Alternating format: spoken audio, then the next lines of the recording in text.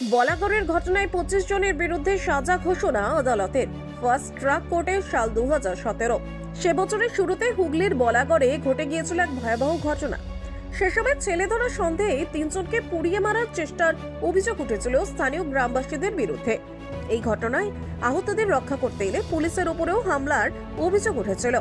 সেই ঘটনার 8 বছর পর 25 জনের বিরুদ্ধে সাজা ঘোষণা করল চুঁচুড়া আদালতের ফার্স্ট ট্র্যাক ফার্স্ট কোর্ট।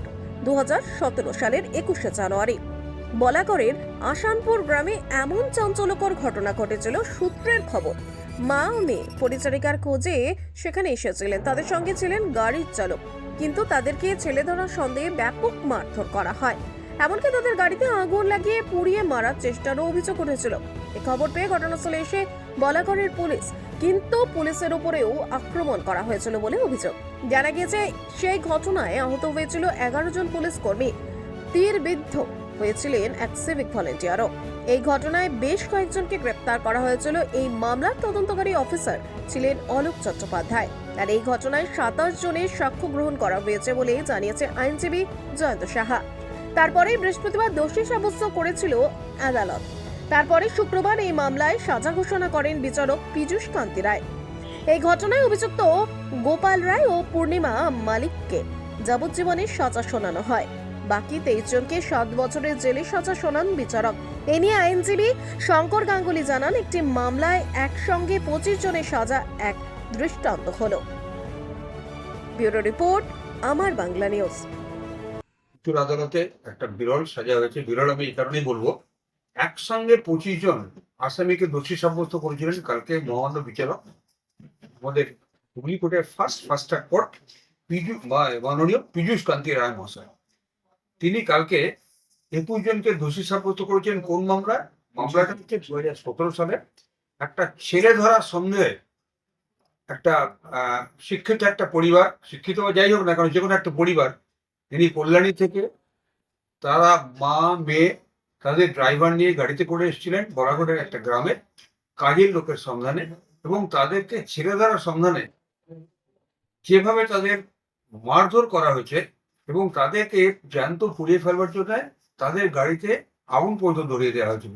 খবর পেয়ে পুলিশ এসে তাদের যখন উদ্ধার করতে যায় তখন পুলিশের ওপরেও নির্মমভাবে তাদের মারধর করে, এবং মারধর করার ফলে অনেক পুলিশ আহত হয়, এবং তার মধ্যে একজন পুলিশ পার্সন যিনি হচ্ছে সিভিক ভলেন্টিয়ার, তারকে তীর দিয়ে বিদ্ধ যেমন ভাবে করেছিল যে সে প্রথমে বরাগড় হাসপাতাল, সেখান থেকে কল্যাণী, সেখান থেকে পিজিতে গিয়ে দীর্ঘদিন ট্রিটমেন্ট হওয়ার পরে তিনি বাঁচতে পেরেছেন। না হলে আজকের এই মামলাটা কিন্তু খুনের মামলায় বলে বিচার হতো। যাই হোক, কালকে মহামান্য আদালত 25 জনকে দোষী সাব্যস্ত করে আজকে তাদের বিচার তাদের রায় ঘোষণা করেছে। আপনাদের কালকেই বলেছিলাম যে প্রত্যেকটা আসামিকে এরকম ভাবে তাদের নেওয়া হয়েছিল। কিভাবে না, প্রত্যেকটা আসামিকে 435, 149, 307 রেড উইথ 149, 300 না তাদের প্রত্যেকে 435 red with 149, 326 red with 149, 333 red with 149। এই প্রত্যেককে কিন্তু এই গোটা ধারাতে কমনলি তাদের বিরোধী হোল্ড করা হয়েছিল।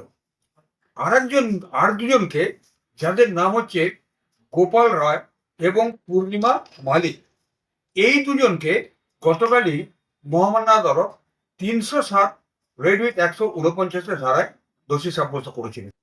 আজকে তাদের সাজার ঘোষণা হলো। এই প্রথমে বলি, গোপাল রায় এবং পূর্ণিমা মালিক যাদের 307 রেড উইথ 149 দোষী সাব্যস্ত করেছেন, তাদের মহামান্য আদালত যাবজ্জীবনের কারাদণ্ড দিয়েছেন, এবং এছাড়া বাকি প্রত্যেককে অর্থাৎ 23 জনকে অন্য 3টে ধারায় 435, 326, 333 রেড উইথ 149 সেই ধারাতে প্রত্যেককে 7 বছর করে কারাদণ্ড দিয়েছেন, এবং সেই সঙ্গে 5,000 টাকা জরিমানা।